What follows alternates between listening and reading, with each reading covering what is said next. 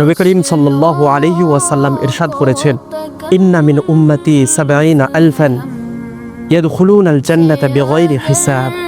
আমার উম্মতের মধ্যে এমন ৭০,০০০ লোক রয়েছে যারা বিনা হিসাবে আল্লাহ তাআলার নির্দেশে জান্নাতে প্রবেশ করবে। তারা কারা? আল্লাহ রাসূল হাদিসের পরের অংশে বলেছেন, হুমুল্লাযীনা লা ইস্তারকুন ওয়া লা ইয়াতাতায়্যারুন ওয়া আলা রাব্বিহিম ইয়াতাওয়াক্কালুন। এক নম্বর শ্রেণীর লোক যারা কখনো ঝাড়ফুঁক করে না, অর্থাৎ কোরআন হাদিসের বাহিরে অন্য কোনো কুফরি শিরকি কথাবার্তার মাধ্যমে কখনো ঝাড়ফুঁক করে না। দ্বিতীয় শ্রেণীর লোক হচ্ছে তারা যারা কখনো কোনো বিষয়কে কুলক্ষণ, অশুভ লক্ষণ হিসাবে গ্রহণ করে না। হুতুম পেঁচা বা যে কোনো পাখিকে বা কোনো কিছুকেই তারা কুলক্ষণ হিসাবে গ্রহণ করে না, বরং প্রত্যেকটা ক্ষেত্রেই একমাত্র আল্লাহ তাআলার প্রতি বিশ্বাস করে। আর তৃতীয় নম্বর হলো তারা যারা সব কিছুর ক্ষেত্রেই আল্লাহ তাআলার উপর ভরসা করে। আল্লাহ তাআলা এই ৩ শ্রেণীর লোককে বিনা হিসাবে জান্নাতে প্রবেশ করাবেন।